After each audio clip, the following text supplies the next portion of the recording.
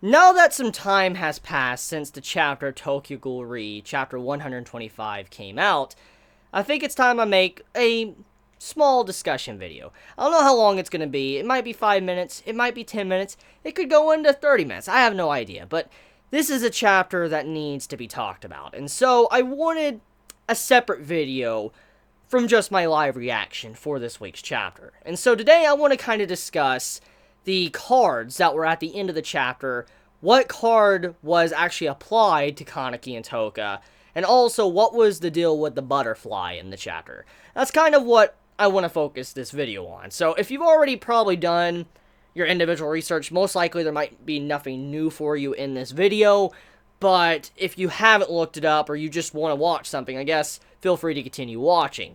So basically, as I said in my final part of the live reaction I did yesterday for Tokyo Ghoul Re, I talked about how there was obviously a card, either the sun or the tower, in the bed sheets where Touka and Kaneki were laying, on the final page, page 19 to be exact. Now, I know many might assume that, like, it being page 19 automatically means it's the sun, you know, card number 19. That's not the case, because as we remember from the chapter, there's a couple of color pages in between. You have, you know, the, like, cover page showing, like, you know, who translated overall. So obviously, just because, you know, the page that, you know, the card the sun pops up on, or it could be the tower pops up on, doesn't automatically mean it's 19. Now, there's been a lot of things going on that many have been discussing in even the comment section of my live reaction, discussing about, like, what is the number, what does it mean, what's really going on there. Many are assuming and saying that it's obviously the sun, because if you follow the Fool's Journey, if you know how the Fool's Journey is and how Tokyo Ghoul and Tokyo Ghoul Re have been following it, you know we've already made it through the tower. But there is something else, too, that others have said that also clarifies and makes us all assume it might be 19, and that is how you say apparently 19 in Japanese. It is iku, and from what I have found out from a couple of Chibits in the comment section for YouTube, on Twitter, and all that, letting me know, I take no credit for this, many have been telling me that basically 19 in Japanese is iku, and if you say iku, it basically means orgasm. Now, obviously, I think everybody can put 2 and 2 together and realize that, you know, the correlation between orgasm or iku towards the latest chapter of Tokyo Ghoul. For instance, Touka and Kaneki literally having sex for 19 pages. So, yeah, basically, I could see why many would assume it is the sun card, because of it being iku, and also because we've already made it through the tower. However, at the end of the day, we gotta remember this is Ashina. Ashina loves doing his dark and gritty stuff. He likes tragedy, and he has toned down a bit over the recent chapters, but we know how he is. He loves doing happy chapters. He loves having a good period to where everybody can smile and be happy and have fun, but then everything goes to hell, and people start dying, and just it's tragic, and that's probably what's going to happen. And one of the biggest ways to get a death flag in a manga or anime is through having sex with a character. Usually it's a kiss or confessing your feelings, but having sex is an automatic you dead. Like, Touka is already dead. She is a dead woman walking. She is dead, especially because of the series we are in. But let me also remind all of you about one thing. The last time I saw a main character and a main female character have sex in a tragic series, that was Berserk. And I don't think I need to remind everybody what happened to Casca and Guts, do I? So when you look at it like that, I have a bad feeling that something very, very bad is going to happen to Touka. Like, it's going to be very, very bad. However, let's just go on a limb here and talk about how we are entering the final arc of Tokyo Ghoul, okay? As I've said, we are probably entering the final part of Part 2, and then we're probably going to shift over into a Part 3, because we have it to where the tension around this arc, it's very similar to how the final arc was in Tokyo Ghoul Part 1, and because of this, I feel like since Ashita loves doing parallels, correlations, and stuff, the end of Part 2 might actually have a death. Now, hear me out, okay? We did have a lot of death at the end of part 1. However, when it came to, like, Kaneki, which was the main point of discussion at the end of part 1, many assumed he died. Obviously, he didn't. He continued living on. He was Heisei Sasuke for a little bit, and then, you know, he eventually turned back into Kaneki Kin. But the point I'm getting at is, Ishida loves having correlations and parallels, but he likes twisting it, making it very different from what previously happened. So, what's to say when part 2 does get closer to the conclusion it ends, there might not be a permanent death to a main character? Touka. Now, this is just hypothetical, obviously, because I don't know what Ishida's gonna do next, but I'm just talking about things that Ishida possibly can do, and what this chapter, the latest chapter, chapter 125, opens the door for. And that is the fact that it's kind of obvious, Ishida doesn't just set up all of this happiness and smiles and laughs and all that, especially having a character having sex with someone, if something bad is not going to happen. This is Ishida. This man gets off to tragedy. He does. He has a tragedy boner. And so, because of that, we know something bad's going to happen. We just don't know exactly what. However, we have some obvious hints to what that might be. Let's talk about the color page. One of the recent color pages of Tokyo Ghoul. Now, I talked about this in my live reaction, so you probably are already aware of what I'm about to talk about. But on the off chance you're unaware of it, I'm here to let you know. So there was a color page released very recently, and it shows Touka having a big chest, and many might look at the chest, look at her face, and just say, holy hell, she's gorgeous as fuck. Many might just automatically say that. However, if you look very closely at the picture, and you go towards the bottom, you see red, which looks like blood, and it's in the general area of the stomach, okay? Now, let's think about what just happened in the latest chapter. Touka, Kaneki, had sex. What happens when you have sex? Obviously, a kid. Pregnancy. Now, from what we can see from the latest chapter, there obviously was no condom. Okay? So, obviously, Touka's probably going to get pregnant. Now, we don't really know where Ishida wants to take this, because either everything could be okay, Touka is going to have a child, live happily ever after. I mean, I doubt that, but that's a potential possibility. However, with the blood on her stomach with the recent color page, you could assume that might represent a miscarriage. Or Touka getting stabbed, because Mutsuki was there. And we know how Mutsuki is. Wants to kill Touka. So, stabbing Mutsuki. Miscarriage. Maybe just giving birth in general. Or Touka dying.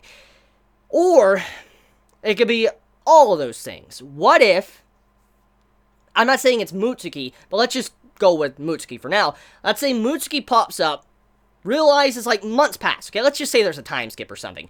Mutsuki finds out that Touka's pregnant or whatever, and gets really upset. Stabs Touka in the gut, kills the child, kills Touka.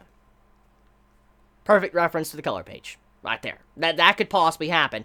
Or, better yet, let's think about something that Kaneki correlates with when it comes to parenting.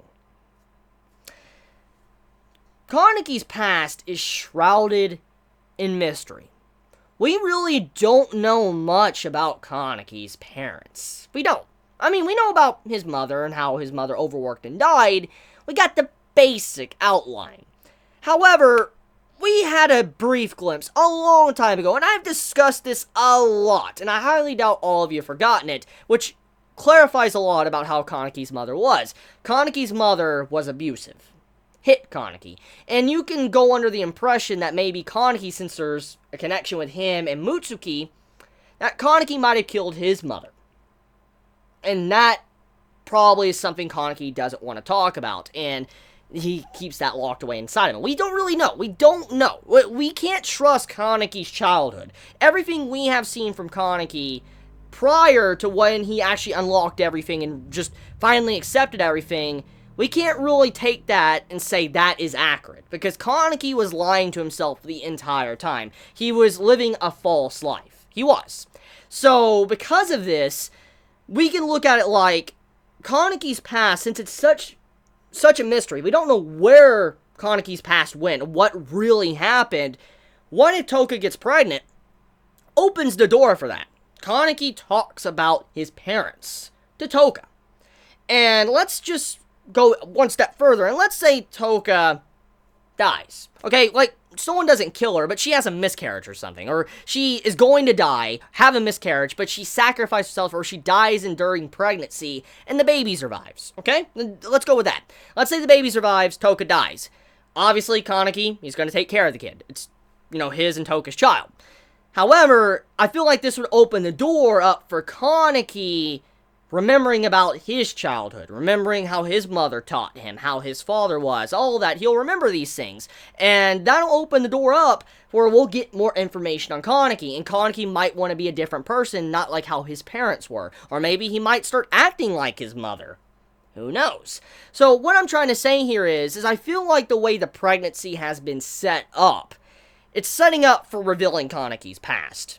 Not just the fact Touka's probably going to die, or they're going to lose a baby, but it's setting up for revealing more information about Kaneki, because that is one of the biggest mysteries and one of the big things I want to know about Kaneki. I've always wanted to know more about that since we had the reveal with Kaneki getting abused by his mother, and he was just sitting there smiling. He was all demented and smiling. There was something really off with Kaneki at that moment, so I've always wanted to know more about that, but it was never dived into. She has never clarified that at all, and so hopefully with this, what happened in the latest chapter with Touka and Kaneki having sex, we will get information on that. Ashita might finally want to dive into it, think it's finally time to talk about it.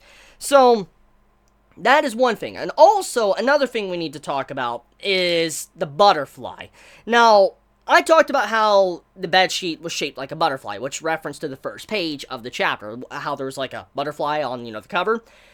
I talked about how that was obviously a reference, and if you remember, when Arima was fighting Kaneki, he let a butterfly go, and it was kind of representing Kaneki. He let someone live. He let the butterfly go, which was Kaneki.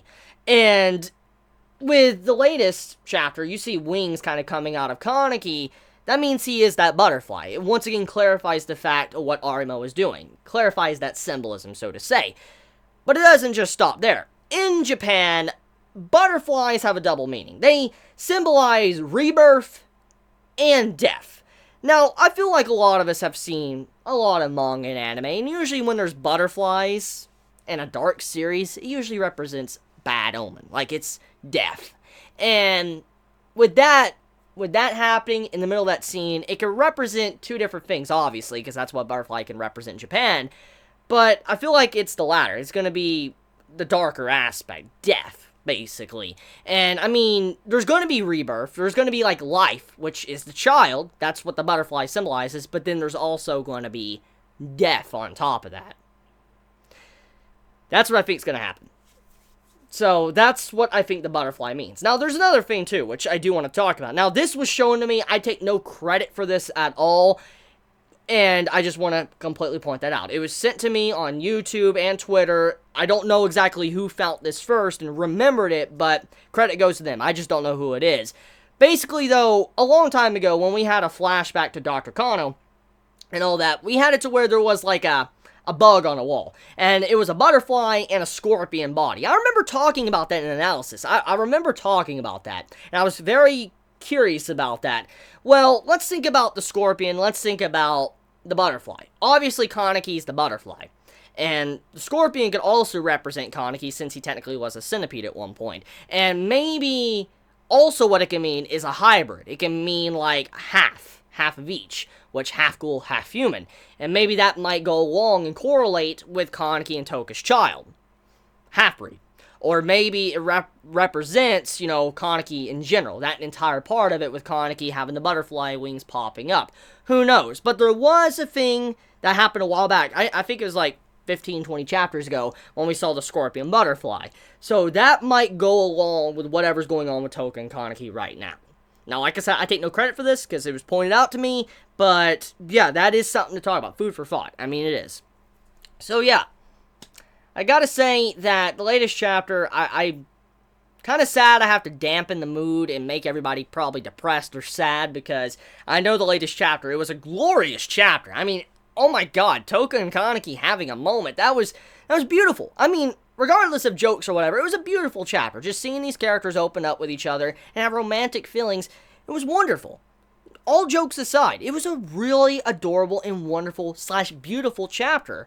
And seeing this at the end of it, it makes me sad because I don't want to dampen the mood of the chapter. But we gotta remember, at the end of the day, this is Tokyo Ghoul, and this is Ashita Sweet. This is a man that gets off to death. He gets off to tragedy.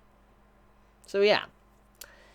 That's my thoughts on the latest chapter, though. I mean, I didn't want to really talk about the Kaneki-Touka relationship, because honestly, I think enough is enough with the live reaction. I live reacted to it. I don't think I need to talk about that too much, so yeah. Anyways, tell me your thoughts in the comments below. How did you feel about the latest chapter? And if you have your own theories to say to what you think might happen, let me know. Remember, what I said was hypothetical. And I don't know if that's going to happen. I'm just throwing it on out there. Because there's many paths Ashita can take with the story. Who knows? Maybe Kaneki and Touka will be happy. Maybe they did get the sun card and nothing wrong will happen. Who knows? But let me know your thoughts in the comments below. Please be safe. Chibi out.